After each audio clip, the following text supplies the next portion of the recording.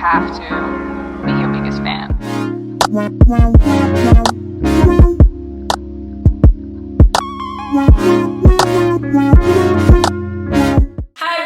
Welcome to my YouTube channel, Ada Canada. My name is Nikki, and on this channel I talk about studying in Canada, immigrating to Canada. I also do a little bit of vlogging. If you're new to this channel or if you are a returning subscriber, welcome. Thank you for joining me again today, and I do hope you stick around to the end so that you can gain something valuable. In today's video, I'm going to be talking about the top 10 courses or programs to avoid when you are moving to Canada. It doesn't matter what level you're in, whether it's for a postgraduate diploma or for a bachelor's or for a master's degree or for a PhD. I feel like this video would appeal to every one of you watching me across the board. It's not specific to an educational level. My opinions or my suggestions might not be taken too well. Like, some of you might not like what I'm about to say. The truth must be said. At the end of the day, I want you guys to succeed. I want you guys to be well informed, and I don't want you to make the same mistakes that some of us made when we initially moved into Canada. One thing that I wanted to really hint and stress on, and this is something that I've been stressing on for the past 2-3 years, ever since I started making videos on YouTube about coming to Canada. It doesn't matter whether you're coming to Canada for education purposes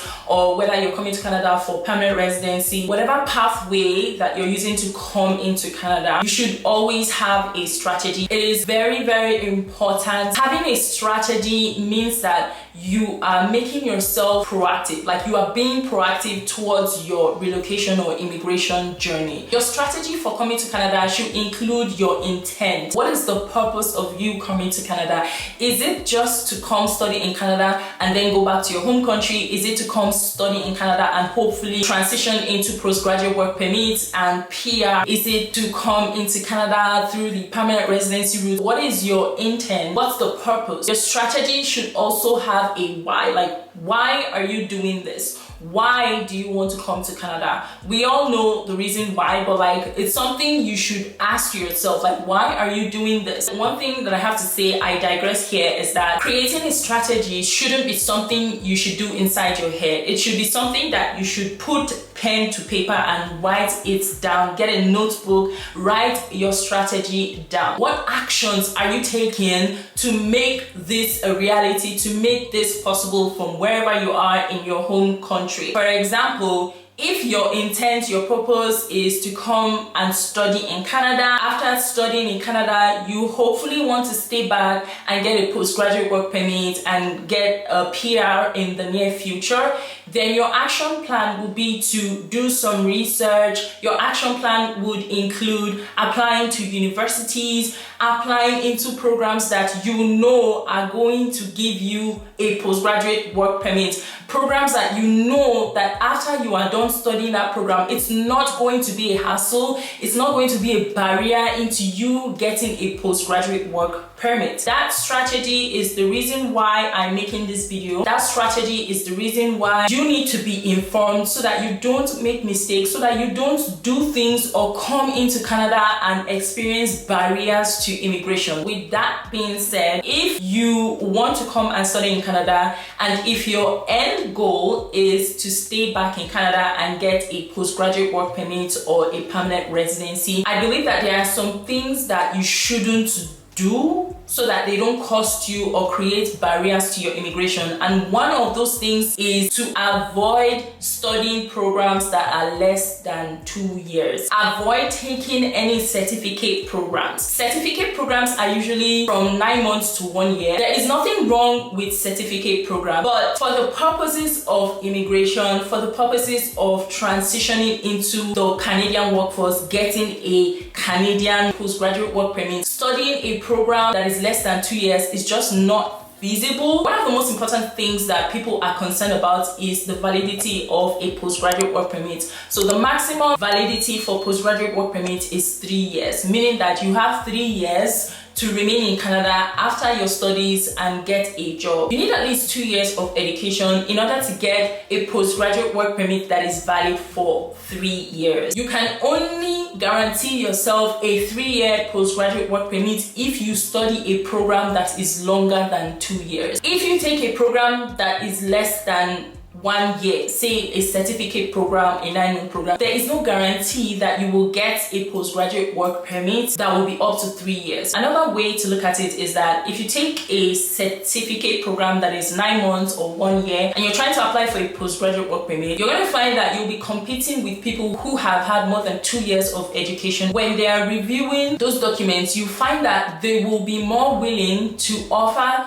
people who have studied longer than 2 years a 3-year work permit compared to you who has only taken a certificate, only been in Canada for 9 months or rather 1 year. The competition is much. Again, when it comes to something like permanent residency, if you're going through the provincial nominee program route, like if you're doing provincial nominee, there are some provinces that will require you to have been in school in Canada for up to 2 years before you can apply for provincial nominee program. Take a program that is more than 2 years in length or in duration so that you can guarantee yourself that 3-year postgraduate work permit. So the next thing that I wanted to touch on is the programs or the courses that you should ultimately avoid if you know you don't want to have any barriers to your immigration. There are some programs that you should just absolutely stay away from. Some of you might say, but this is my passion, this is what I want to do, I'm passionate about this program, I'm passionate about this course. You should consider the career market, the job market for that program. Think about the future. Don't just think about coming to study in Canada for a time, study that program that is passionate to you. Think about the future. Think ahead. The program that you want to study, is there a job market for it? Are you going to be able to get a job once you are done, or is it going to be a struggle? The only way you can answer this question for yourself is by reading or doing your research, browsing careers that are actually in demand, careers that will be in demand within the next 5, 10, 15 years, careers where the job market is high,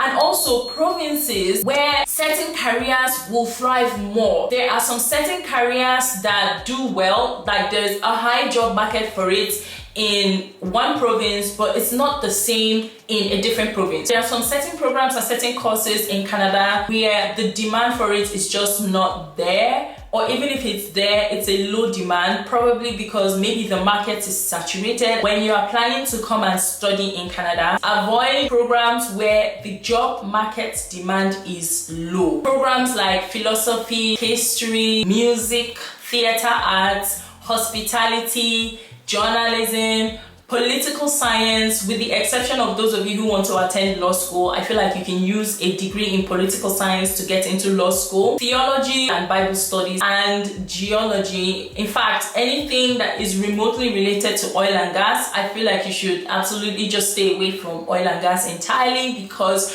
the oil and gas market is just not it. These are programs where the job market demand is just so low and it will be very difficult for you to break into the career sector. If you decide to study a program where the demand is low, it will be very difficult for you to get a job, and because you need to survive, you won't end up working in that field that you studied. You end up working a different kind of job. Maybe it could be an odd job because you're trying to make ends meet, you just have to get something doing so that you can pay the bills, and you find yourself in a situation where you're just like, okay, I just need to do this job. It might not even be a white collar job, it might be a blue collar job. You find yourself engaging in jobs like customer service, retail kind of job, and you realize that you will have wasted time studying in school. This is going to put a barrier to your immigration. It's going to delay your immigration plans, because you'll be looking for a job in that sector, and in the process of looking and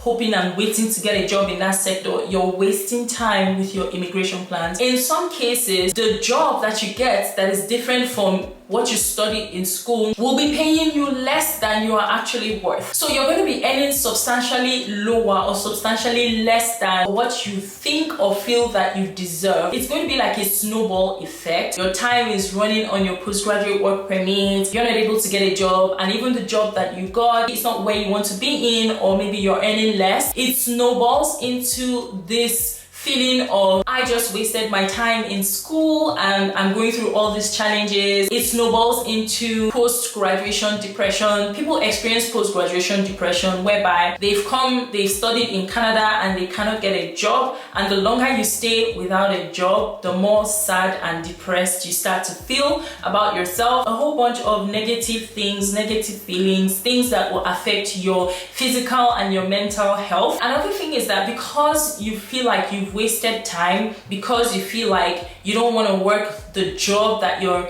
working because it's just not your field, it's not something that interests you, it's going to force you to go back to school to study something that is in better demand, where there's a better job demand for it that you can break into. So that's you spending more money to go back to school because you want to give yourself a second chance. Alright guys, so that is it for this video. These are the thoughts and suggestions that I wanted to share, things that I know would help you succeed as an international student coming into Canada. I hope that you were able to gain something valuable and insightful from this video. Like this video if it did it for you.